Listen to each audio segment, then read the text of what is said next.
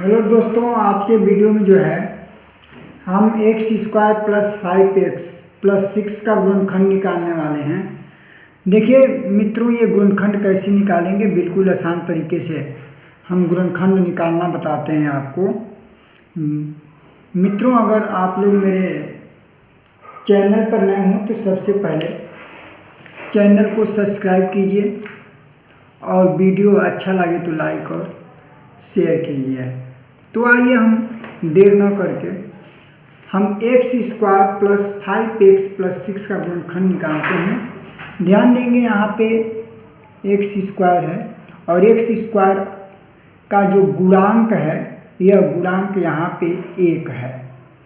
क्योंकि देखिए x square के आगे कोई संख्या अगर नहीं दी गई है तो वहाँ पे हम 1 मानते हैं। तो पहली देखेंगे यहाँ पे एक्स स्क्वायर के आगे का गुणांक हमारा 1 है, पहला पद है, और ये हमारा लास्ट तीसरा पद है। तो हम क्या करेंगे, पहले पद जो दिया गया है इस पहले पद के आगे का गुणांक को लिखते हैं 1, और लास्ट जो पद है वो हमारा 6 है। जब दोनों का हम गुणा करेंगे तो ये 6 हो जाएगा, और जब इसका गुणनखंड करेंगे 6 का तो 2 गुणे 3 हो जाएगा। अब यहाँ पे हम 6 का जो गुणनखंड किए 2 गुणे 3, इन दोनों को हम जोड़ें तो हमारा 5x यानी कि बीच का जो पद दिया गया, इस पद का जो गुणांक 5 है वह आ जा रहा है, यानी कि 2 धन 3 जोड़ने पर हमारा 5 आ जा रहा है। अब क्या हम करेंगे, इसी बीच वाले पद को हम 2 भागों में बांटेंगे, 2x प्लस 3x के रूप में। तो यहाँ पे हम लिखेंगे एक्स स्क्वायर प्लस ये 5x को हम लिखेंगे 2x प्लस 3x प्लस 6।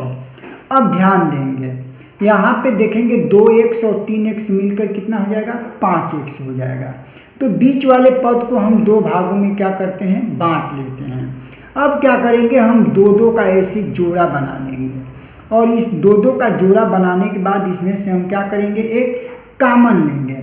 देखेंगे कॉमन कैसे लेते हैं, यहाँ पे एक्स स्क्वायर, यहाँ पे x है, तो x पर यहाँ पे 2 घात है, यहाँ पे x पर 1 घात है, तो सबसे कम घात वाले को कॉमन लेंगे, और यहाँ पे 2 है, यहाँ 2 नहीं है तो कॉमन नहीं लेंगे।